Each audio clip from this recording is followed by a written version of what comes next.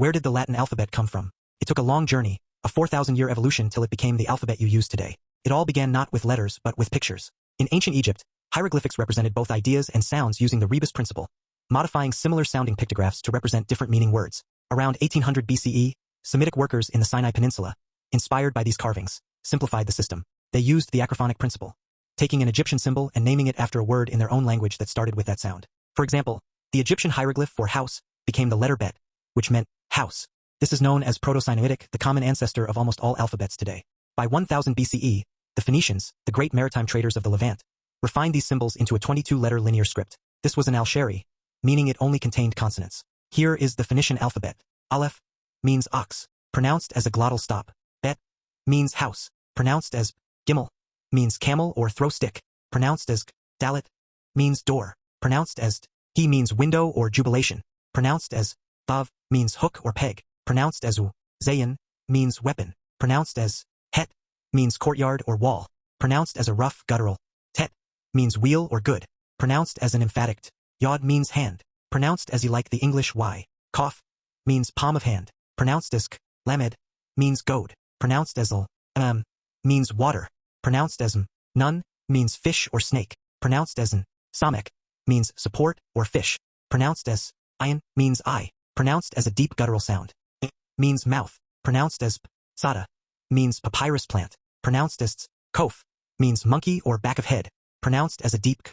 Resh means head, pronounced as Shin means tooth, pronounced as ta means mark or sign, pronounced as t.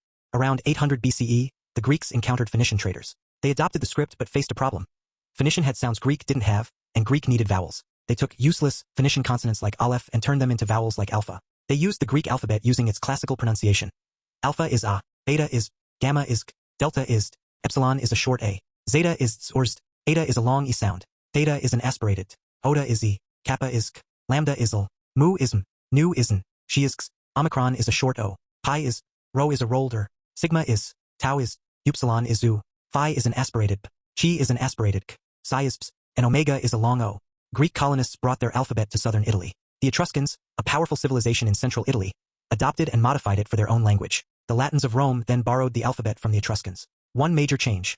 The Etruscans didn't distinguish between g and k sounds. This is why the letter C, originally from Greek gamma, stood for both sounds in early Latin, until the Romans eventually created G by adding a stroke to the C. As Rome conquered the Mediterranean, their alphabet became the standard for Western civilization. In the Latin language, most consonants are pronounced exactly like English. B, D, F, H, L, M, N, P, Q, R, which is rolled, S and T. However, there are major differences between classical Latin, spoken by Caesar, and ecclesiastical Latin used by the church. In classical Latin, C is always hard like k. In ecclesiastical, it becomes a soft ch before the letters E or I. In classical, G is always hard. In ecclesiastical, it becomes a soft E before E or I. The letter V in classical Latin sounds like. In ecclesiastical Latin, it sounds like. The letter J was originally written as I and sounds like U. Diphthongs like AE and OE sound like I or oi in classical, but sound like I as in say in ecclesiastical. TI is always TE in classical, but sounds like TSE in ecclesiastical when followed by a vowel. Finally, GN was once pronounced in classical with a hard k plus in sounds. In ecclesiastical, it was said with a soft nu, like Spanish N. Through the Roman Empire and the later influence of the Catholic Church, these 26 letters, with the later additions of J, U, and W, became the vessel for the English language you are using right now.